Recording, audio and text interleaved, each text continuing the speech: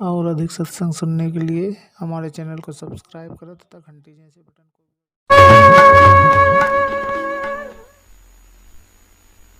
देखिएगा।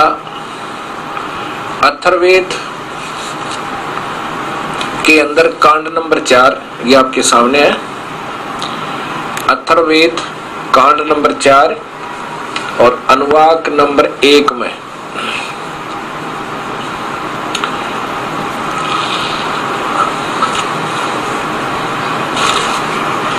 ये है अथर्ववेद अक्षयकर्ण दास जी त्रिवेदी के द्वारा भाषा भाष्य, और ये दयानंद संस्थान दिल्ली के द्वारा प्रकाशित और स्वीकार्य इसका भाषा स्वीकार्य भाषा भाष्य। प्रकाशक सर्वदेशी कार्य प्रतिनिधि सभा 3/5 महर्षि दयानंद भवन रामलीला मैदान नई दिल्ली, ये उनका दूरभाष और ये महर्षि जी के विचार है कि वेदों को ये बिल्कुल सत्य मानते हैं। इसी में आप देखिएगा, ये है अथर्ववेद भाषा भाष्यम चतुर्थ कांड। ये इन्होंने टीका किया अपने जितने इनकी बुद्धि काम की महापुरुषों की, क्योंकि इनको पूर्ण ज्ञान ना होने से तो अर्थों को भी बदलने की चेष्टा की अनजानपने में। यहाँ देखो, ये है ब्रह्म ज्ञानम प्रथमम पुरस्तात है विसीमित है सूरोच वेन पर आवे स बुद्धिन्या उपमा यस्य विष्टः सत च योनिम असत च विवे। अब ऐसे ही ये सब इसके अंदर संस्कृत है। अब इसको हमने अलग से आपको दिखा रहे हैं। इस दास ने इसको भाषा भाष्य किया है, टीका किया है।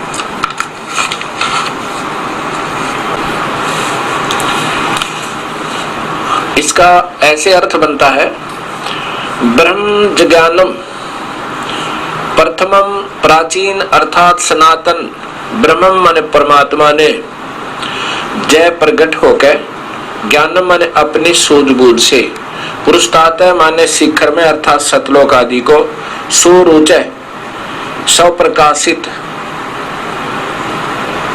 अपनी इच्छा से स्वप्रकाशित, विसीमित सीमा रहित, वेन उस परम पिता परमात्मा कबीर जुलाहे ने बुनकर आवा माने सुरक्षित किया, चै तथा स माने उसी, बुधिन्या माने मूल मालिक ने, योनिम मूल स्थान, सतलोक के, उपमा माने सदृश्य मिलते जुलते, अस्य यह सत्य सत्य है ये अक्षर पुरुष के, इनको थोड़ा सा अविनाशी कहा है, थोड़ा सा सत्य, जैसे पहले आपको बताया। और परब्रह्म के लोक चय तथा असत सरपुरुष के लोक आदि वी व आवास स्थानों को भिन्न भिन्न विष्ठा माने स्थापित किया। उस पूर्ण परमात्मा ने, अनादि यानी आदि ब्रह्म ने, आदि परमात्मा ने, आदि माने सनातन सबसे पहला प्रभु। और ये अभी तक जो हम सुना करते थे इन महापुरुषों की बातों को, ये इस काल को ही सनातन माना करते थे और इसी को सनातन मान कर कहकर इसको अनादि अजन्म कहा करते थे। जो स्वयं गीता जी में कहता है 4थे अध्याय के 5वें श्लोक में कि मेरे और तेरे अर्जुन बहुत जन्म हो चुके हैं, तुझे मालूम नहीं मुझे मालूम है। तो वास्तव में प्राचीन परमात्मा आदि ब्रह्म आदि परमात्मा कबीर परमेश्वर है।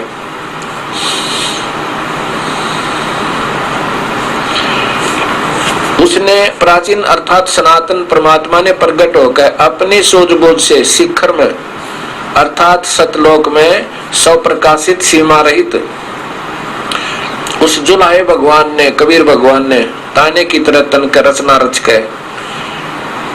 रचना किया, सुरक्षित ठहराया। उसी मूल मालिक ने मूल स्थान सतलोक के सदृश, उसी परमात्मा ने सतलोक की तरह ही इनको भी बनाया, लेकिन वो अजर अमर है, ये अजर अमर नहीं है, ये नीचे के नासवान है। लेकिन ब्रह्म परब्रह्म का जो 7 संघ ब्रह्मांड है वो कुछ अविनाशी है, कुछ सत्य है इनकी तुलना में। जैसे किसकी तुलना में? काल के 21 ब्रह्मांडों की तुलना में। जैसे आपको उदाहरण दिया था, एक तो मिट्टी का कप होता है, सफेद मिट्टी का, ये तो अक्षर पुरुष समझो और इसके लोग समझो, ऐसी स्थिति में है। और अक्षर पुरुष के कुछ अविनाशी, कुछ स्थायी है, जैसे स्टील का कप होता है। और वास्तव में अविनाशी पूर्ण ब्रह्म सतपुरुष के लोक और सतपुरुष है, वो कबीर साहिब है। अब जैसे स्टील को भी जंग लगेगा, लेकिन कुछ समय ज्यादा लग जाएगा, ये मिट्टी हो जाएगी, जंग लग गए, विनाश होगा, लेकिन सोने का विनाश नहीं होता। ऐसी तुलना है कि ये भी कुछ सत्य है, कुछ अविनाशी है। कौन? ये परब्रह्म। और ब्रह्म यानी ये ब्रह्म जिसको हम भगवान मानते रहे, इसका वास्तविक नाम कैल है, और इसी को ज्योत निरंजन भी कहते हैं, प्रकाश में परमात्मा। इसी ने हमें यहाँ जाल में फंसा रखा। ये वास्तव में अविनाशी नहीं है, तो सीधा ही नाशवान है। फिर इसके पुत्र हैं 3 ब्रह्मा विष्णु महेश। ये आप देख लेना कितने अविनाशी हैं, ये आपने शास्त्रों में भी देख लिया और अपनी आंखों पर भी लिया।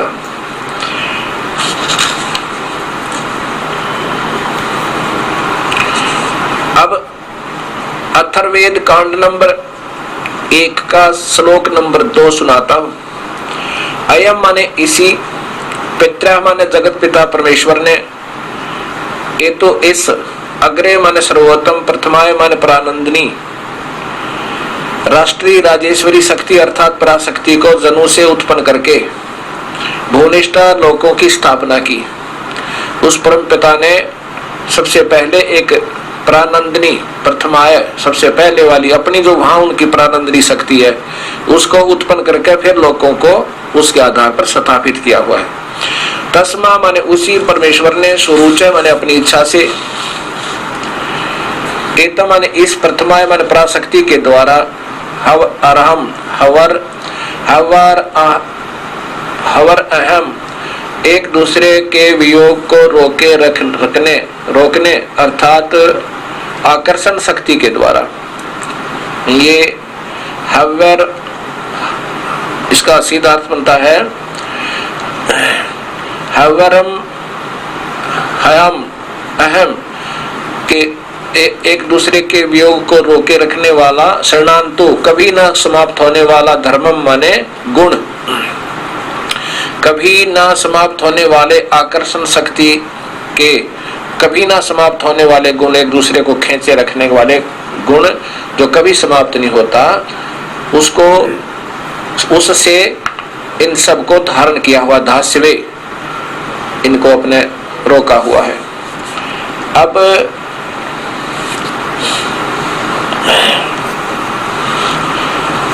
श्लोक नंबर 3 में है कि सर्वप्रथम देवानाम, देवताओं व ब्रह्मांडों की जजे माने उत्पत्ति के ज्ञान को, सर्वप्रथम ब्रह्मांड जैसे कैसे रचे और इस सब ब्रह्मांडों की उत्पत्ति के ज्ञान को विद्वानस्य यानी जिज्ञासु भगत के, यह माने जो बंधु माने वास्तविक साथी अर्थात पूर्ण परमात्मा ही, जनीमा माने अपने द्वारा रची हुई सृष्टि को विभक्त माने स्वयं ही ठीक ठीक बताता है। क्या बताता है? कि ब्रह्मण यानी पूर्ण परमात्मा, ब्रह्मण मध्यात ब्रह्म उज्भार है, उस पूर्ण परमात्मा ने यानी स्वयं ने, कबीर परमेश्वर ने ही, अब वो स्वयं ही बताता है आगे कि ब्रह्मण यानी पूर्ण परमात्मा ने अर्थात मैंने ही अपने मध्य से, अपनी सब शक्ति से, ब्रह्म माने अक्षर पुरुष काल को उज्भार माने उत्पन्न करके, विश्व माने सारे संसार को अर्थात सर्वलोकों को, ऊंचे माने ऊपर के सतलोक आदि और नीचे के ब्रह्म के सर्व ब्रह्मांड, शब्दा अपने धारण करने वाली अभी माने आकर्षण शक्ति से, पर तस्थौ दोनों को अच्छी प्रकार से स्थित किया हुआ है। पर तस्थौ, परतस्थौ का अर्थ है अच्छी प्रकार, पूर्ण रूप से, बहुत अच्छी ढंग से उनको रोका हुआ है। चौथे श्लोक में है उसी सर्वशक्तिमान परमात्मा ने ही निसंदेह दिव्य माने ऊपर के चारों लोकों को, सतलोक, अलखलोक, अगमलोक, अनामी लोक अर्थात अकय लोक आदि दिव्य गुणों युक्त लोकों को रतसथा ऊपर के चारों लोकों को तो अजर अमर रूप से रोका हुआ है। वो तो बिल्कुल सत्य अविनाशी रूप में बनाए हुए हैं। स माने उन्हीं के सम्मान, पृथ्वी माने नीचे के सर्वलोक, पर ब्रह्म के साथ संख ब्रह्मंड और तथा ब्रह्म काल के 21 ब्रह्मंड, मही पृथ्वी तत्व से अक्षयम माने सुरक्षा के साथ, अस्कमायात माने अक्षमायत ठहराया। नीचे के तो सब पृथ्वी के लोक हैं, पर ब्रह्म और ब्रह्म के ये पृथ्वी वाले लोक कहलाते हैं, ये नाशवान है दोनों ही। रोदसी आकाश तत्व पृथ्वी तत्व दोनों, ऊपर के रोदसी या नीचे वाले रोदसी का अर्थ दो बनते हैं, पृथ्वी और आकाश। पृथ्वी के तो नीचे के लोक हैं, पर ब्रह्म और ब्रह्म के ये पृथ्वी वाले लोक कहलाते हैं। और ऊपर के जो शब्द गुण, शब्द आकाश के गुण शब्द से बनाए हुए हैं, वो ऊपर के लोक शब्द से बनाए हुए हैं, अर्थात शब्द शक्ति से। शब्द कभी विनाश में नहीं आता।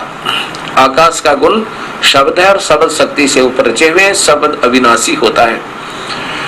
उस अविनाशी रूप से ऊपर के बनाए हुए हैं। महान पूर्ण परमात्मा ने पृथ्वी अर्थात पृथ्वी वाले भी माने भिन्न भिन्न धाम, लोक, चय और सदम माने आवा, स्थान, मही माने पृथ्वी तत्व से, रजय माने प्रत्येक ब्रह्मांड में छोटे छोटे लोक, रज जाते माने की रचना करके, अस्कमायात माने स्थिर किया। अब 5वें श्लोक में है कि उसी मूल मालिक के सर्वप्रथम स्थान पर यानी सतलोक में अष्टंगी माया अष्टा स माने उसी मुध्यानात माने मूल मालिक से अभी अग्रम सर्वप्रथम स्थान पर अष्टय माने अष्टंगी माया या शेरा वाली दुर्गा देवी धनु से माने उत्पन्न हुई। जैसे जिस लड़की ने, जिस आत्मा ने सबसे पहले स्वीकृति दी थी काल लोक में आने के लिए, इस काल के साथ जाने के लिए ब्रह्म के साथ, उसका कबीर परमेश्वर ने अपनी सबद शक्ति से लड़की बना दिया था, लड़की का आकार बना दिया था माया से। और फिर ब्रह्म को उससे पहले एक अंडे में, अमृत तत्व से एक अंडे में बनाया था, उस आत्मा को प्रवेश कर दिया था। अब यहाँ ये बताना चाहते हैं कि पहले श्लोक में तो आपको पता चला कि पूर्ण परमात्मा कबीर साहब से ही इस ब्रह्म की उत्पत्ति हुई, जैसे अंडे में बना था। ऐसे ही अथर्ववेद कांड नंबर 4 का अनुवाक नंबर 3 ने बताया कि वो ब्रह्म की यानी ब्रह्म की उत्पत्ति, काल की उत्पत्ति भी पूर्ण परमात्मा से ही हुई। अब यहाँ बता रहे हैं ये 5वां श्लोक के उसी पूर्ण परमात्मा से इस अष्टंगी शेरा वाली की भी उत्पत्ति हुई, उसी कबीर परमेश्वर ने इसको रचा। अब ये 7वां श्लोक बताएगा कि वो परमात्मा कौन है जिसने ब्रह्म भी उत्पन्न किया, सारे ब्रह्मांड रचे, ऊपर के भी नीचे के भी, ब्रह्म के भी, परब्रह्म के भी और अपने उस पूर्ण ब्रह्म के भी। और उसी ने इस दुर्गा की उत्पत्ति अपनी सबद तय की थी। अब उत्पन्न हुए तस्य माने वही सम्राट, राजा धीराज, बृहस्पति, जगत गुरु, देवता, परमेश्वर है। ये वही परमात्मा है, वही परमेश्वर है। यत माने जिससे, अह माने सबका वियोग हुआ, अथ माने इसके बाद, ज्योतस ज्योत स्वरूपी निरंजन, काल के शुक्रम माने बीज शक्ति वीर्य से, जनिष्ठ माने उत्पन्न होकर, विप्रा माने भक्तात्मा, वी माने अलग से, धूमंतु मनुष्यलोक और स्वर्गलोक में वसंतु निवास करने लगी। फिर इसने आज्ञा दे दी कि यहाँ निवास करो। अब पहले हम सतलोक में थे और फिर हम अपनी कमजोरी से इस ब्रह्म काल के साथ आकर्षित होकर आगे प्रकृति देवी से और इस काल से फिर हमारी सबकी उत्पत्ति हुई और ये प्रकृति भी उन्हीं से उत्पन्न हुई। कबीर परमात्मा थे। ये 5वां श्लोक अथर्ववेद कांड नंबर 4 का अनुवाक नंबर 1 के श्लोक नंबर 5 का यह आपने विवरण सुना। अब छठे में देखो,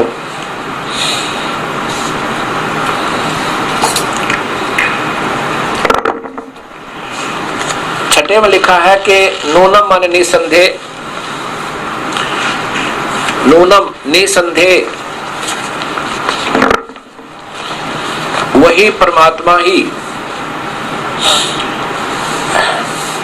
निसंदेह तत्व माने वह पूर्ण परमेश्वर ही, यस्य माने इस, काव्य माने शास्त्र अनुकूल साधक को, भक्त आत्मा को जो शास्त्रों के अनुसार साधना करता है, कहाँ भेज देता है? मह सर्वशक्तिमान देवस्य परमेश्वर के, पुरुष माने पहले के, धाम माने लोक में अर्थात सतलोक में, हीनोती भेज देता है। वही परमेश्वर वो जगत गुरु, सब ब्रह्मांडों का रचने वाला, सबका जगत पिता, वो ही सत भक्ति शास्त्र अनुकूल साधना करने वाले को फिर सतलोक भेज देता है।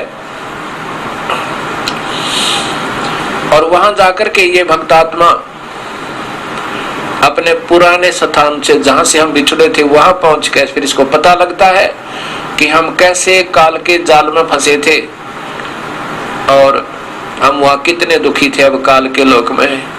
फिर देखना कितना खुश होता है उस परमात्मा को पाकर जिसकी सबको तलाश है। पूर्व माने पहले वाले, विशिते माने विशेष चाहे हुए, ऐसा माने इस परमेश्वर को, वह जजे माने पर सृष्टि उत्पत्ति के ज्ञान को जानकर बहु अभी बहुत आनंद, साकम माने के साथ, अर्ध माने आधा, ससन माने सोता हुआ, इतत्थ माने विधिवत इस प्रकार नु माने स्तुति करता है। बहुत खुश होकर आधा सो आधा जागे अर्थात निश्चिंत होकर के उस परम पिता परमात्मा के उस मूल स्थान पर जाकर, जहां से हम बिछड़े थे, जहां हमें सर्व सुख प्राप्त थे, वहां जाकर के फिर वो आधा सो आधा जागे, यानी निश्चिंत होकर कि अब कोई खतरा नहीं रहा, ना मृत्यु का, ना कोई बीमारी का, ना कोई व्यापार में घाटे का। तो वहां जाकर के ये निश्चिंत हो जाता है। जैसे गरीबदास जी कहते हैं, हम सूते चादर तान कर सोना, अर्थात निश्चिंत होकर सो जाना है। अर्थात वहां कबीर साहब के वास्तविक श्लोक सतलोक में जाकर ये प्राणी बहुत ही चिंता रहित हो जाता है। गरीबदास जी कहते हैं, अजब नगर में ले गए हमको सतगुरु आन, जल के बिंब अगाध गति ही सोते चादर तान।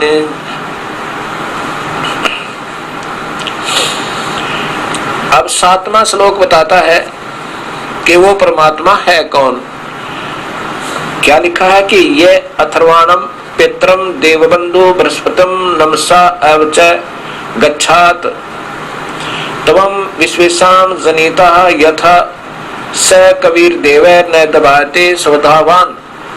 इसका अर्थ बनता है कि यह जो अथर्वणम अचल अविनाशी, पित्रम जगत पिता, देव बंधु भक्तों का वास्तविक साथी अर्थात आत्मा का आधार, बृहस्पति जगत गुरु, जय तथा नमसा माने वीर नमर पुजारी अर्थात विधिवत साधक को, अब माने सुरक्षा के साथ, गच्छात माने सतलोक ले जाने वाला, विश्वेशाम सारे ब्रह्मांडों का रचयिता, ब्रह्मांड विश्वेशाम माने सारे ब्रह्मांडों को, जनिता माने रचने वाला, न तभायत काल की तरह धोखा न देने वाला। जैसे काल अपने बच्चों को भी नहीं बताता कि वो कहाँ रहता है। किसी को कमल के फूल पर रख दिया, होश में ला दिया, किसी को शेष की सैया पर विष्णु जी को वहां कोमा में रख दिया, जवान हुआ जब जीवित उसको होश में कर दिया। ऐसे शिव को, ये सबको धोखे में रखता है। लेकिन कबीर परमेश्वर वो कौन है? वो परमात्मा जो काल की तरह धोखा नहीं देता।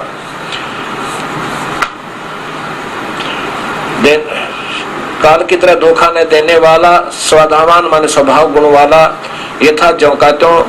वो कौन है? सह त्वम कबीर देव, वो कबीर परमेश्वर है, वो स्वयं कबीर परमेश्वर है जिसने ये ऊपर की सारी सृष्टि रचना करी जो कुछ, ये कबीर परमेश्वर है। कबीर माने कबीर, देव माने देव। अब वेदों में प्रवेश से पहले हमने सबसे पहले इस बात को फिर याद रखना पड़ेगा कि ये कहाँ नादानी करते हैं कि जैसे कबीर साहब को कवि लिख देते हैं, कवि अपसर्ग लगा के, और फिर उसका सर्वज्ञ कांतिमान फलाना ऐसे उनकी व्याख्या कर देते हैं। अब देखिएगा इन महापुरुषों के द्वारा इस वेदों का भाषा भाष्य कैसे किया है।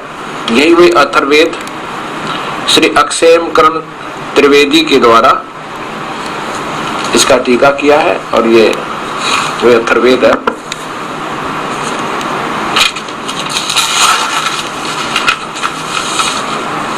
अब इसमें वही कांड नंबर 4 अनुवाक नंबर 1 का श्लोक नंबर 7 दिखाऊंगा सिर्फ। अब देखिएगा इसमें संस्कृत स्पष्ट बता रही है कि यह सह कबीर देव है, जनिता विश्वेशम जनिता यथा स, यथा माने जो का तो वास्तविक सह कबीर देव है, वह कबीर परमेश्वर है। अब इन्होंने कबीर को दो अक्षर ऐसे कर दिया, ये देखो। अब कवि को कवि अपसर्ग लगा दिए, जबकि यहाँ सीधा कबीर ही लिख देना था। और देव माने परमेश्वर, ये स्वयं स्वीकार करते हैं। देव का अर्थ है परमेश्वर, ये देखिएगा इनका अपना ही किया हुआ। तो यहाँ कबीर परमेश्वर है ये रख देते, बस सारी कहानी ठीक हो जाती। अब यहाँ पर देखिएगा इस दास के द्वारा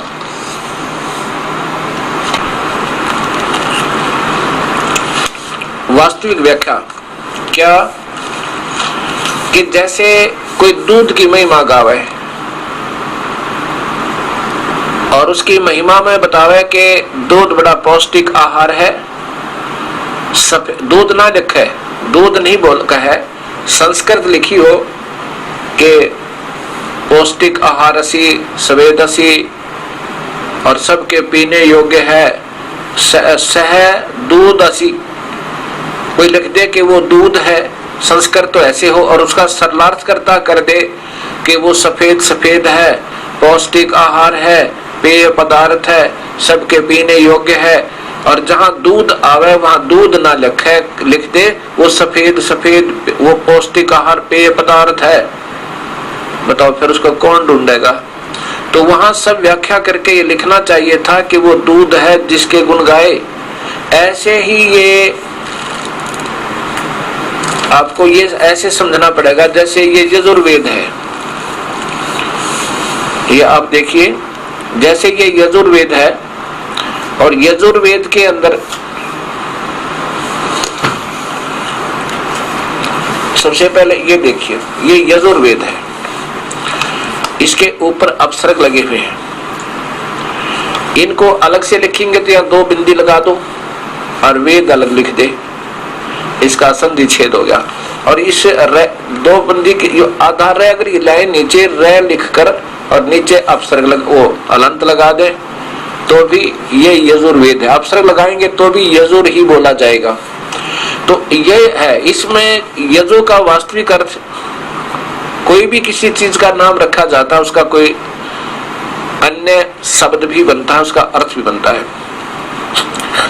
अब यजु का अर्थ होता है यज्ञ स्तुतियां। अब कोई पूछे कि कोई बहुत इस यजुर्वेद की महिमा गाए कोई, कि वो बहुत अच्छी यज्ञ स्तुतियां हैं और सब ने उन स्तुतियों के आधार पर ईश्वर की स्तुति करनी चाहिए, बहुत अच्छी यज्ञ ऋचाएं हैं, बहुत ही कमाल किया भगवान ने। और कोई पूछे वो है कहाँ, और उसमें लिखा हो कोई यजुर्वेद में है, यजुर्वेद ही लिखना पड़ेगा कि वो यजुर्वेद में है। यदि उसका ऐसा ही अर्थ कर दिया यजुर्वेद लिखा हुआ हो और उसका अर्थ कर दिया कि वो यज्ञ ऋचाएं हैं, नहीं, वह लिखना पड़ेगा वो उस यजुर्वेद में है, वो यजुर्वेद है जिसमें ये ऋचाएं हैं। अब देखो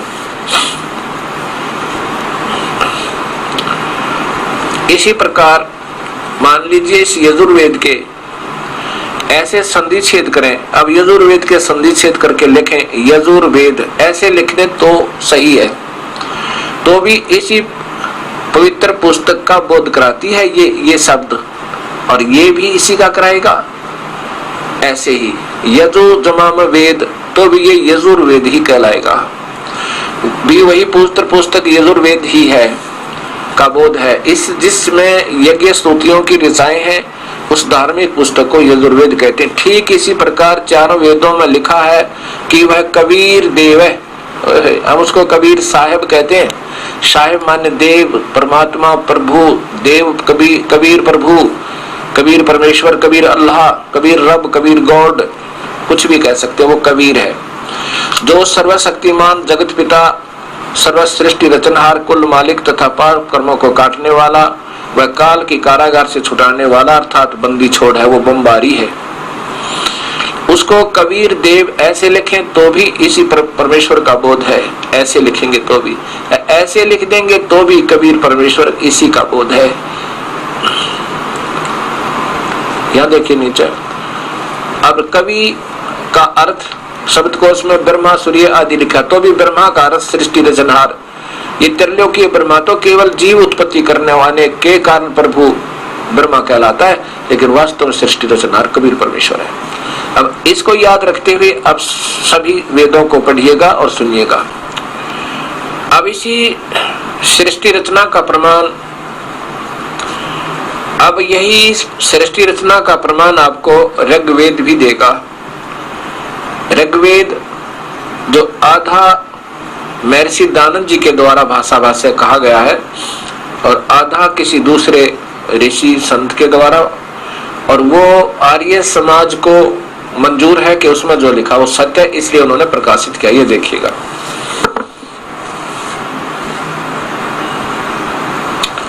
ये ऋग्वेद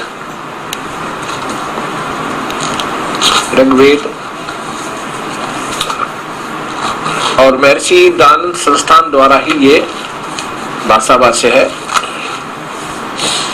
9 से 10 मंडल। इसके अंदर इन्हीं के शब्दों में आपको दिखाऊंगा, फिर दास अलग से बताएगा आपको कि कैसे वास्तविकता क्या है। ये देखो, सूक्त नंबर 90 और इसका मंडल नंबर, ऋग्वेद मंडल नंबर 10 सूक्त नंबर 90 में अब इसमें स्पष्ट लिखा है, यहां नीचे संस्कार देखो, सहस्रा शीर्षा, पुरुष माने परमेश्वर, पुरुष माने भगवान परमेश्वर, सहस्रा शीर्षा 1000, इसने संसार के सिरों वाला लिखा। सहस्रा शीर्षा का अर्थ होता 1000 सिर वाला, इन्होंने संसार के सिरों वाला लिखा है। चलो जैसा भी, आगे देखो, सहस्रा अक्षा, ये सहस्रा अक्षा 1000 आंखों वाला, ये काल की व्याख्या है सबसे पहले श्लोक में इस ब्रह्म की। और सह भूमि, वो इस भूमि वाले लोकों में महान है, और सहस्र हाथ पैर वाला, और ये इससे भी बाहर 10 उंगलम, वर्तवा, वर्तवा का अर्थ होता है गोलाकार, वर्तवा माने गोल आकार भी होता है, यानी आच्छादित करके गोल आकार, गोल ढंग से, उन चारों तरफ से छाक है उसके ऊपर का गोल आकार में। 10 उंगलम माने 10 इंद्रियों, अर्थ ना, इसका अर्थ होता है जैसे 10 उंगलियों का अर्थ है कति दोनों हाथों में पूरा काबू आया हुआ। ये अति तिष्ठत, अतिक्रांत करके स्थित है, इनसे भी न्यारा रहता है। अभी तो ये तो इनके हिसाब से सुनाता हूं कि ये कह रहे हैं कि वो पुरुष माने भगवान परमेश्वर है, जो संस्कृत बता रही है सहस्रा शीर्षा 1000 सिरों वाला। जैसे गीता जी के अंदर आपने देखा कि अर्जुन को कह रहे हैं कि वो 1000, आप तो 1000 आंखों वाले, 1000 हाथों वाला, तो इसलिए यहां लिखा है अब दूसरा आपको दिखाता हूं मैं इन्हीं की व्याख्या। ये स्वयं कहते हैं कि ये तो वो परमात्मा है, 1000 आंखों वाला, 1000 हाथों वाला, ये तो काल है। और यहां से आगे है कि जो यत माने जो उत्पन्न हुआ, जो भविष्य में होगा, ये दूसरा श्लोक है, होने वाला है। और जो वर्तमान में है, सर्वम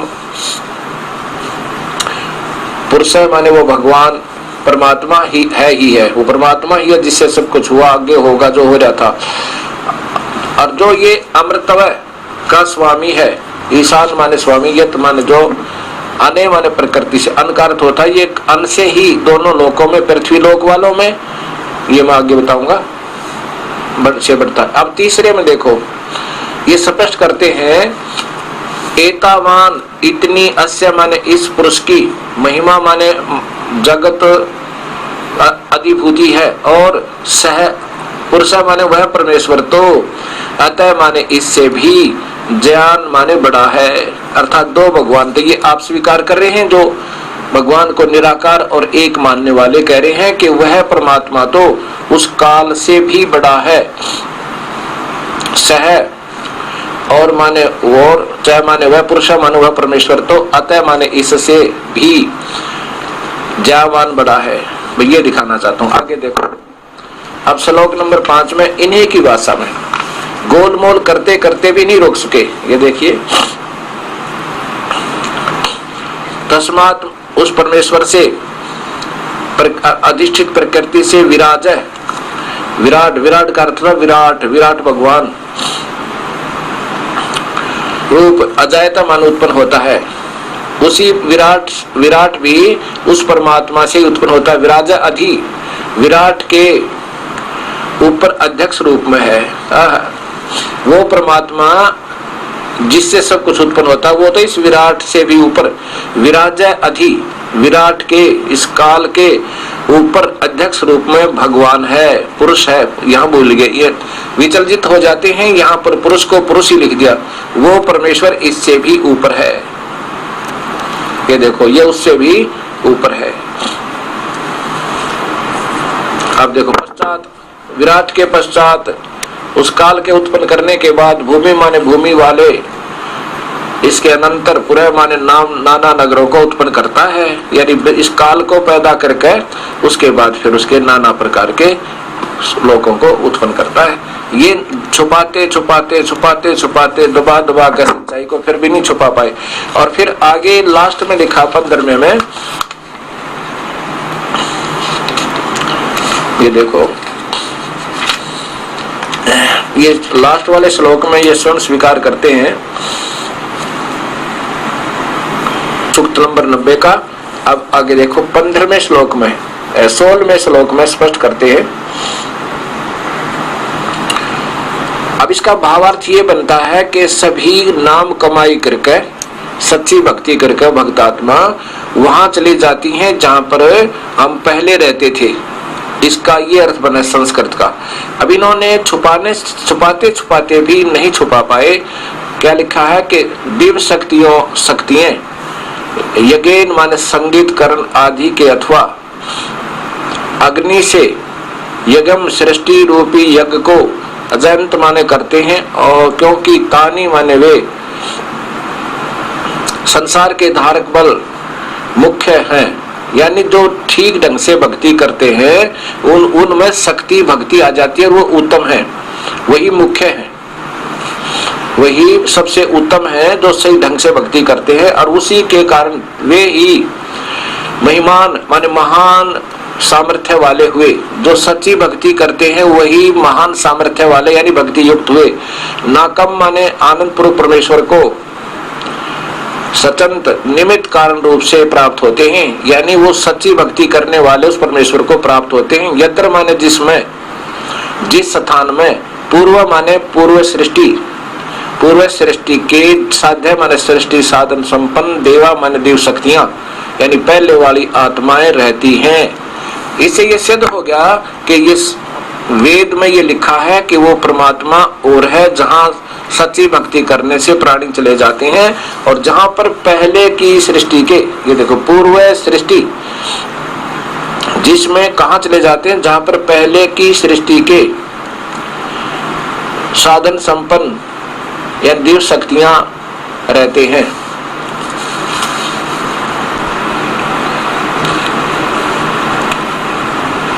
अब भक्तात्मा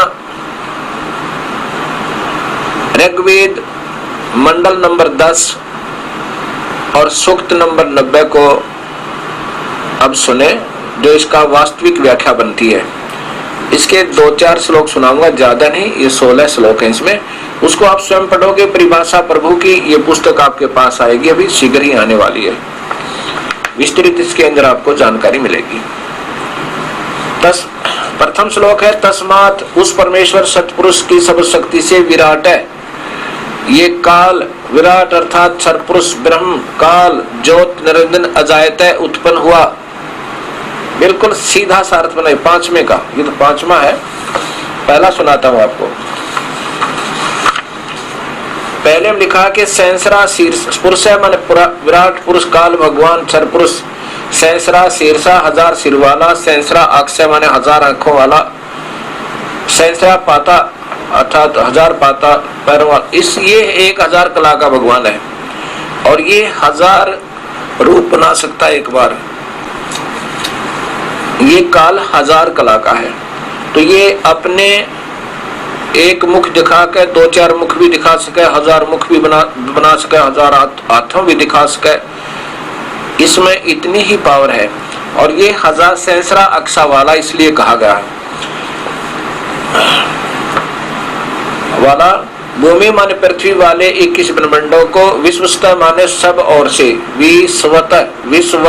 विश्वत माने पूरे संसार को ढंग से 10 उंगलम माने अपने दोनों हाथों में जैसे खूब काबू हो जाए जो बिल्कुल नहीं छूट सके, ऐसे 10 उंगलम माने पूरे काबू करके, और उससे वर्तवा माने उसने गोल आकार में घेर के, गोल आकार में यानी गोल उसमें बना करके इनकी सती थी, सबको रोका हुआ है। और अत्यातिष्ठत इससे भी बढ़कर अर्थात इससे न्यारा भी रहता है।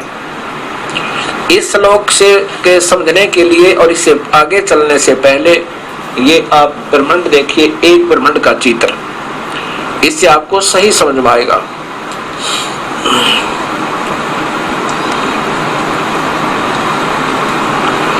ये सामने एक ब्रह्मांड का चित्र है। एक अंड या ब्रह्मांड या अंड और पिंड, इस शरीर को पिंड कहते हैं। इस शरीर में इस पूरा चित्र है, यानी सबके ये चैनल लगे हमारे शरीर में, जस्ट लाइक टीवी।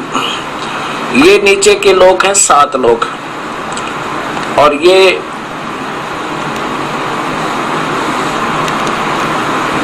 पाताल आदि, ये सारे ये पृथ्वी के लोग, पृथ्वी वाले लोग हैं।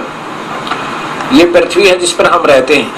यहाँ से आगे देखिए, ये एक स्वर्ग लोक है और ये इसकी राजधानी है स्वर्ग के राजा की, ये बिल्कुल साथ ही है एडजॉइनिंग इसके। और ये शिव का लोक है, ये धर्मराय का लोक है, ये शिव का लोक है जिसको ये त्रिलोकीय शिव है। और इधर ये एक ब्रह्मा का लोक है, ये विष्णु का लोक है, ये तो अलग लोक है। ये एक पूरा मिला के ब्रह्म लोक है। ये काल ने और न्यारा जाल बना रखा है। यहीं पर ये काल, यहाँ पर महाब्रह्मा रूप में और यहाँ पर महाशिव रूप में, यहाँ पर महाविष्णु रूप में ये काल रहता है स्वयं ही। अब इसने ऐसे, और यहाँ ये कबीर परमेश्वर भी हर ब्रह्मांड के अंदर अपना अन्य रूप बनाकर, जैसे राजदूत भवन होते हैं हर देश के हर देश में, ऐसे ये यहाँ भी रहता है कबीर परमेश्वर राजदूत भवन एक ब्रह्मांड में। ये एक ब्रह्मांड अंड का आपने चित्र देखा। ऐसे ऐसे काल ने के 21 ब्रह्मांड है और 20 ब्रह्मांडों में इसने सभी एक ब्रह्मांड में एक ब्रह्मा, एक विष्णु, एक शिव ऐसे उत्पन्न की हुई है अपनी पत्नी प्रकृति के सहयोग से। अब ये देखिए 21 ब्रह्मांड का चित्र।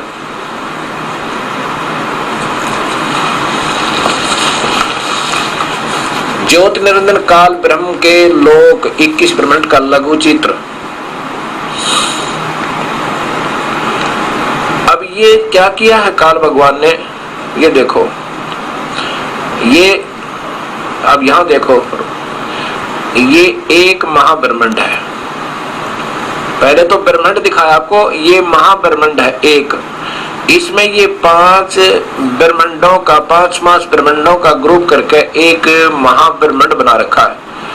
अब इसमें देखो, एक ये ब्रह्मांड जो आपको दिखा, ये है वो ब्रह्मांड। इसमें एक ब्रह्मा, एक विष्णु, एक शिव, और वो सभी लोग 14 लोग अलग अलग से होते हैं। इसी इन सारों में ऐसा, इन सबको ऐसे काबू करके 10 उंगलम यानी अपना पूरा काबू करके, और इसको इससे बाहर भी रहता, अति तिष्ठत, ये इससे बाहर भी रहता है। और यहाँ भी हर ब्रह्मांड में भी, यहाँ ये काल रूप में है हर ब्रह्मांड में, ये यहाँ महाकाल रूप में रहता है। और ये इसने अलग से नकली लोक बना रखे हैं, सतलोक, अलखलोक, अगमलोक, अनामी लोक। और यहाँ पर ये 12 है उन पुण्यात्माओं को जिन्होंने युगों युगों अच्छी साधनाएं की शास्त्र ओम के आधार पर, और उनकी अच्छी भक्ति होगी, उनको यहाँ रखता है। फिर इन्हीं से का दुरुपयोग करता है, इन ब्रह्मांडों में, हर ब्रह्मांड में भेज कर एक बार भेज देता है, फिर हजारों सैकड़ों वर्षों तक उनके पीछे दुनिया लगी रहती है गलत साधना बता के, और ये इनको सबको उलझा जाते हैं। ये इसके 12 यम के दूत, काल के दूत संत है, जो गलत साधना बताते रहते हैं, नाम गीता का लेते हैं और उसके विपरीत साधना बताते हैं।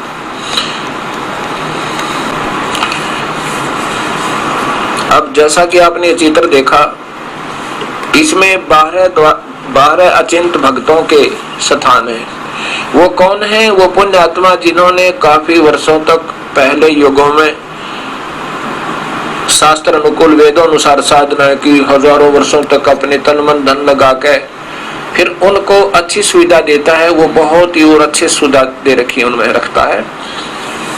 फिर उन्हीं को यहाँ अपने दूत बनाकर भेज देता है। उनकी पिछली कमाई होती है, कुछ शब्द में शक्ति होती है, एक आध को राहत मिल जाती है, उनकी अपने कमाई मत है। वो नाम लेते हैं वेदों और गीता का, और सब उनको गुमराह रखता है वो काल, क्योंकि उनकी बुद्धि इतना काम ये करने नहीं देता। काल ने कहा है कि सभी प्राणियों की बुद्धि मेरे हाथ में है अर्जुन, जब चाहे इनको खोल दूं, जब चाहे इनमें बंद कर दूं, जब चाहे इनमें ज्ञान भर दूं, जब चाहे मैं इनको अज्ञान भर दूं। तो सब में अज्ञान भर के महिमा नाम गीता और वेदों का लेते हैं, और साधना सारी उनके विपरीत बता रहे होते हैं। ये काल के दूत लिखा है कबीर साहब ने। अब देखिएगा, अब ये आपके सामने आ गया दूसरा प्रथम श्लोक, ऋग्वेद मंडल नंबर 10, सूक्त नंबर 90 और श्लोक नंबर 1 आपका क्लियर हो गया। अब दूसरा स्पष्ट करने के लिए, एवं माने कुछ सही तौर पर पुरुष है, एवं पुरुष है, कुछ भगवान सा लगता है, भगवान जैसा है कुल, कुछ कौन? वो अक्षर पुरुष। जैसे एक तो कप हो सफेद मिट्टी का बना हुआ, और एक हो सटील का। तो सटील का उस चीनी वाले सफेद मिट्टी वाले से कुछ मजबूत सा लगता है, सथाई है, लेकिन वो वास्तव में सथाई नहीं है। वो भी सथाई नहीं है, लेकिन उसकी तुलना में बहुत कुछ है। ऐसे ही वास्तव में पूर्ण परमात्मा कबीर साहब जो कभी विनाश नहीं होता। अब यहाँ आगे इसमें लिखा है कि कुछ सही तौर पर भगवान है, वो अक्षर पुरुष परब्रह्म है, और इदम माने इस, यत माने जो, भूतम माने भूहा है, और आगे भी भविष्य में जो होगा, सर्वम माने यह, यत माने प्रयत्न से अर्थात मेहनत के साथ, अनेन माने अन से, अतिरोहति विकसित होता है। ये अक्षर पुरुष भी, उतय माने संदेह युक्त, अमृत अवश्य ईशान, यानी ये अक्षर पुरुष भी, ये पार ब्रह्म भी संदेह युक्त मुक्ति देने वाला है, पूर्ण मुक्ति नहीं दे सकता। अभी ये एक श्लोक आगे है, इसमें अस्य मान इस अक्षर पुरुष की तो एतावान मान इतनी ही महिमा प्रभुता है। इस अक्षर पुरुष को क्यों अविनाशी भगवान का, इसकी तो इतनी महिमा है कि ये तो कुछ भगवान जैसा लगता है, ये खाता नहीं, ये जीवों को नहीं खाता, और कुछ स्थायी भी है, और वहां रहने वाले हंस भी, भक्त आत्मा भी ज्यादा समय तक, यहाँ के करोड़ों, यहाँ पर सैकड़ों ब्रह्मा मर जाएंगे, विष्णु मर जाएंगे, शिव मर जाएंगे, उससे भी ज्यादा अच्छी उम्र इससे अक्सर पुरुष के लोक में जीव को मिल जाती है, लेकिन फिर भी वो मृत्यु में है। इसलिए उनको कुछ अविनाशी भगवान जैसा माना जाता है। और इससे की तो इतनी ही महिमा है, इससे आगे पुरुष माने पूर्ण परमेश्वर, तो अतः माने इससे भी जयान माने बड़ा है, वो तो इससे भी आगे है। जयान माने बड़ा है, विश्वा माने समस्त, भूतानी माने अक्षर पुरुष और चर पुरुष, इन लोकों के अर्थात सतलोक जितने भी प्राणी हैं। अस्य माने इस पूर्ण परमात्मा के नी अक्षर पुरुष का, पादा माने एक पैर है, अर्थात ये तो एक हिस्सा है इनका, इस परमेश्वर का, जिसमें ये पूर्ण प्रभु है। 21 ब्रह्मांड काल के 7 संग ब्रह्मांड पर ब्रह्म के, और इनमें जितने प्राणी रहते हैं ये समझो उस परमात्मा का एक अंश है। एक पैर समझो का तो मेरे पैर के तुल्य है, ऐसी उपमात्मक है ये बात। अस्य मान इस परमेश्वर के त्रिमान 3 दिव्य मान दिवलोक, ऊपर के सतलोक, अलखलोक, अगमलोक, अमृतम अविनाशी यानी दूसरा पाद माने पैर समझो, वो उसका दूसरा हिस्सा है तो उसी के निर्मित, इसलिए उसी के अंतर्गत है, ये उस परमेश्वर का ही अंतर्गत है। अब 5वां देखो, 5वें श्लोक में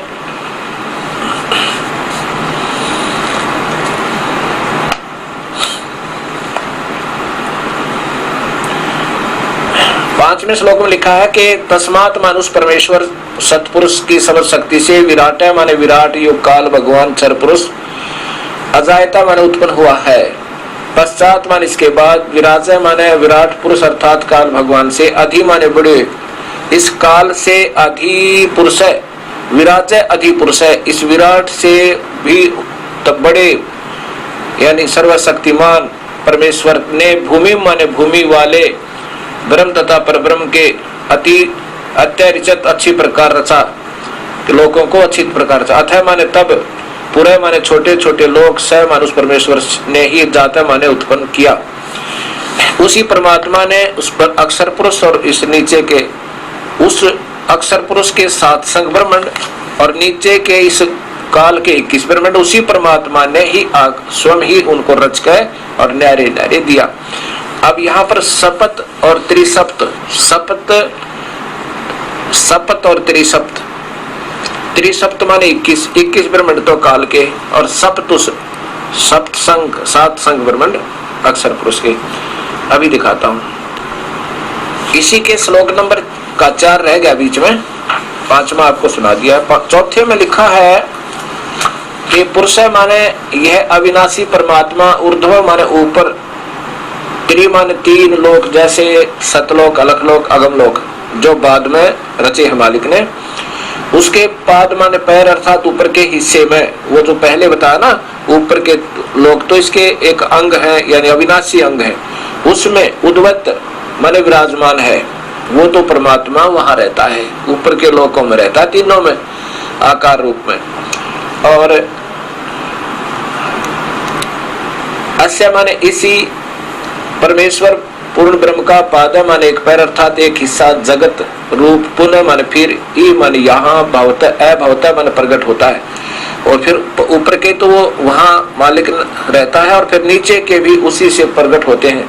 तथा माने इसलिए स माने वह अविनाशी पूर्ण परमात्मा, असनान, असनान माने न खाने वाला, और सनैन माने खाने वाले, सन माने खाने वाला, ऐसन और सन खाने वाले और न खाने वाले से भी, खाने वाले और न खाने वाले, खाने वाला तो युग काल चर पुरुष 1 लाख जीवों का रोजा करे, और न खाने वाला ये अक्षर पुरुष, वो खाता नहीं लेकिन वहां भी जन्म मरण है, लेकिन इससे काफी लंबी उम्र है वहां पे, और सुख भी इस काल से ज्यादा है, इसलिए उसको कुछ भगवान जैसा कहा जाता है, लेकिन वो भी फिर अविनाशी नहीं है। यही गीता जी के 15वें अध्याय का 16 और 17 श्लोक बताता है कि अक्षर च अक्षर है, द्वि पुरुषो इमे लोके, इन पृथ्वी वाले लोकों में दो भगवान माने जाते हैं और दो सतिथि जीव की है। ये स्थूल शरीर में नाशवान है, अविनाशी जीवात्मा कहा जाता है। और 17वें श्लोक में 15वें अध्याय के गीता जी के में कहा है कि वास्तव में परमात्मा तो अन्य है, उत्तम पुरुष है तो अन्य है, परमात्मा इति उदाहरत है, जिसको भगवान कहा जाता है वास्तव में वो परमेश्वर है। और तीनों लोकों में प्रवेश करके वही अविनाशी परमात्मा सबका धारण पोषण करता है, उसी का प्रमाण यही ऋग्वेद दे रहा है। खाने वाले और न खाने वाले से अभी माने ऊपर, विश्वंग माने सर्वत्र, विक्रमाद माने सब के ऊपर व्यापक है, यानी ब्रह्म के भी और परब्रह्म के भी सभी लोगों का पर वो प्रभु है। ये देखो एक ब्रह्मांड,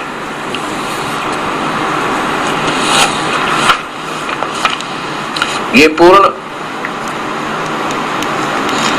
पूर्ण चित्र देखिएगा। ये है इस काल के 21 ब्रह्मांड जो अभी पहले पूरा दिखा था। ये 7 शंख ब्रह्मांड है इस अक्षर पुरुष के, ये अक्षर पुरुष के ज्योत निरंजन के काल के 21 ब्रह्मांड। और ये सारे लाल घेरा दिखा इसके अंदर, ये परिधि के अंदर ये पर ब्रह्म के 7 शंख ब्रह्मांड। अभी इसी में दिखाऊंगा आपको त्रि और त्रिसप्त, 3 सप्त और त्रिसप्त। ये फिर पूर्ण परमात्मा कबीर साबिर सबके ऊपर प्रभु ये है। इस श्लोक में ये लिखा है कि वो परमात्मा इस खाने वाला काल, न खाने वाला परब्रह्म, ये सब के ऊपर विक्रांत माने सब के ऊपर छाया हुआ है, यानी सब के ऊपर उसका प्रभु है और सब में व्यापक है, कुल व्यापक कबीर परमेश्वर है। और ऊपर के ये 3 लोक अलग से हैं, अलख लोक, अगम लोक और अनामी लोक, इसी परमात्मा का ही हिस्सा अर्थात अंग है, ये ऊपर विराजमान रहता है। अभी आपने ये चित्र देखा जिसमें 21 ब्रह्मांड, त्रिसप्त, ये वेद बताएगा त्रिसप्त, त्रिसप्त माने 21, 7 तिया 21, त्रिसप्त 3 व 7 7 और एक सप्त, सप्त व त्रिसप्त, इन सब की व्याख्या, क्योंकि यहाँ पर हिंट है, यहाँ पर संकेत दिए जाते हैं जब श्याने, क्योंकि वेदों के कुछ ऐसे अंग हैं जिनमें बहुत ही अच्छे जब ज्ञान हो जाता है, फिर उनको बच्चों को, जैसे बच्चे शिक्षा ग्रहण करते करते उच्च क्लासेस में चले जाते हैं, उच्च कक्षाओं में, तो वहां उनको फिर इशारों से समझाया जाता है और इशारों को समझ जाते हैं। अब यहाँ लिखा है उसी ऋग्वेद सूक्त नंबर 10, मंडल नंबर 10 और सूक्त नंबर 90 के श्लोक नंबर 14 में, ये आप देखिए, ये परिभाषा प्रभु की, इसके अंदर बिल्कुल जैसे गीता में लिखा है, अलग अलग से संधि छेद भी किए। ये श्लोक नंबर 14 है, इसमें है नाभ्या,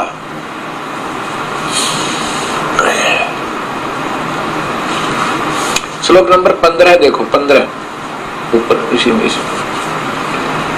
ये श्लोक नंबर 15 है, 15 में है ये, क्षमा करना।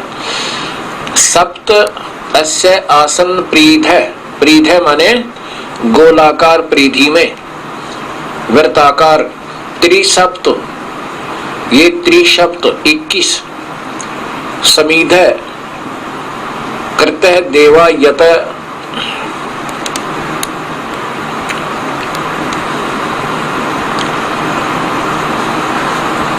यगम तन्वान अबंधन पुरुषम पुसुम। अब यह देखो, अनुवाद है कि सप्त 7 शंख ब्रह्मांड परब्रह्म की तथा काल के त्रिसप्त 21 ब्रह्मांड काल के, समीधे माने दुख रूपी आग में से दुखी, करता माने करने वाले, परिधाय गोलाकार घेरा में सीमा में है, ये तो इनकी गोलाकार सीमा सबकी, जो आसन माने विद्वान है, यतः माने जो, पुरुषम माने पूर्ण परमात्मा की, यज्ञ माने विधिवत धार्मिक कर्म अर्थात पूजा करता है, पशु माने पशु, बलि के पशु रूपी, बलि का पशु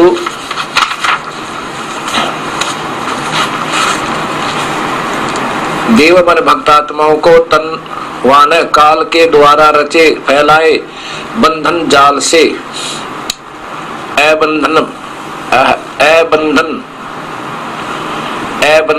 बंधन रहित करता है, अर्थात छुड़वाता है। वो बंदी छोड़, छुड़वाने वाला बंदी छोड़ है। ये देखिएगा, अब इस 15वें श्लोक ने स्पष्ट किया है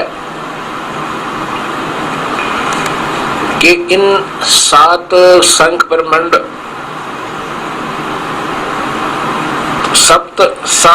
सात संख ब्रह्मांड पारब्रह्म की तथा काल के 21 ब्रह्मांड काल के ब्रह्म के समीदा माने दुख रूपी आग से।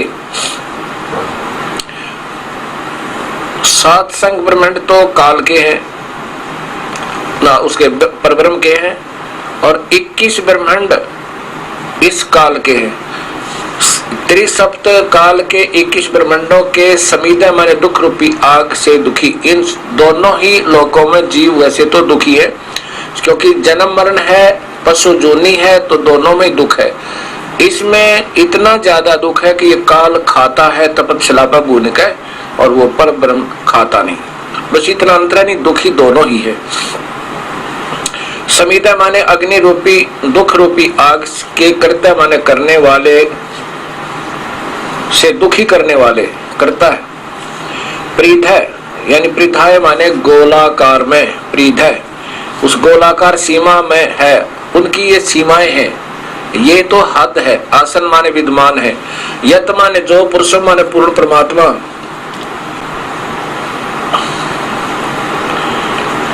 यत माने जो, पुरुष माने पूर्ण परमात्मा की यज्ञ माने विधिवत साधना भक्ति पूजा करता है, वह पशु माने काल का बलि का बकरा बना हुआ, काल का बलि का बकरा बना हुआ, अर्थात इस काल के लोक में फंसा हुआ देव माने भक्तात्मा को तनवाना काल के जाल फैलाए हुए जाल से बंधन रहित करता है। परमात्मा इसको बंधन रहित करता है। श्लोक सुना ऋग्वेद मंडल नंबर 10 और सूक्त नंबर 90 का। अब इसमें क्या बताया कि जो उस पूर्ण परमात्मा की विधिवत साधना करते हैं उनको, और जो इन 21 ब्रह्मांड काल के और 7 संख ब्रह्मांड परब्रह्म के, इनमें बलि का बकरा बना हुआ है, बंधा हुआ है, उनको अबंधन करता है। इस काल के द्वारा फैलाए गए जाल से अबंधन करता है वो परमात्मा। अब 16वां श्लोक, जो कि आपको मैंने ऋग्वेद महर्षि दयानंद संस्थान द्वारा भी जो भाषा भाष्य था वो भी दिखाया कि उसमें भी उन्होंने छुपाते छुपाते भी नहीं छुपा पाए सच्चाई को। स्वयं मानते हैं कि परमात्मा तो कोई और है जो काल से, ब्रह्म से, विराट से भी बड़ा है, और उधर से अपना विचार देते हैं। ये आर्य समाज के अनुसार ज्ञान प्राप्त भक्तात्मा, वो कहते हैं वो तो निराकार है, प्रभु एक है, दूसरा है ही नहीं। और स्वयं यजुर्वेद के 40वें अध्याय के 70वें श्लोक में स्वीकार करते हैं महर्षि दयानंद कि वो परमात्मा तो जो ऊपर के लोकों में, दिव्य लोकों में, सूर्य लोक में रहता है, वो तो प्रोक्ष है, वो तो गुप्त है, और मैं ब्रह्म केवल स्वर्ग तक ले जा सकता हूं। अब पहले यजुर्वेद देखिए। यजुर्वेद ये पूरा का पूरा महर्षि दयानंद जी द्वारा ही भाषा भाष्य है, और इसके अध्याय नंबर 40 के 44 अध्याय और 70वें श्लोक में आप देखो, ये 16 है, आगे 17 श्लोक है। इन्हीं के द्वारा, इन्हीं के शब्दों में देखना, जिस हिरेमान ज्योत स्वरूप पात्रेण रक्षक मुझसे सतस्य अविनाशी यथार्थ कारण से अभिहितम आच्छादित मुख के तुल उत्तम अंग का प्रकाश किया जाता है। यह माने जो, ऐसा वो माने वह है आदित्य। ये देखो आदित्य, आदित्य माने वो कबीर परमेश्वर, आदित्य का अर्थ सूर्य, प्राण व सूर्य मंडल में पुरुष माने पूर्ण परमेश्वर है, स माने वह है, प्रोक्ष असो माने प्रोक्ष रूप, वो तो गुप्त है। अपने आप कहते हैं स पुरुष माने परमात्मा पूर्ण परमात्मा है, स माने वह है, एक और परमात्मा है और वो तो प्रोक्ष रूप है, वो तो गुप्त है। अहम माने मैं, युकाल बोल रहा है। खम का अर्थ स्वर्ग होता है, स्वर्ग भी होता है। ब्रह्मम, अहम माने मैं ब्रह्म रूप हूँ, ये मतलब अहम मैं ब्रह्म, इन लिखा सब गुणों कर्म के स्वरूप करके अधिक हूँ। ओम सबका रक्षक जो सबका ओम, ऐसा नाम जानो। अब ये सिद्ध करना चाहता था ये दास के वेदों के अनजान शब्दार्थकर्ता भी उलझ पुलझ हो गए। बता रहे हैं कि परमात्मा कोई और है, वो गुप्त है, और काल कह रहा मैं तो केवल ब्रह्म यानी क्षर पुरुष हूं और स्वर्ग तक की उपलब्धि करा सकता हूं। अब यहाँ इन्होंने ही अपने ही भाषा में ऋग्वेद में भी लिखा है, स्वीकार भी किया है कि वो परमात्मा, वो भक्तात्मा जो सत भक्ति करते हैं, वो उस सत भक्ति के प्रभाव से उस स्थान पर चले जाते हैं जहां पर कोई पहले की सृष्टि है, यानी सतलोक पहले बना हुआ है।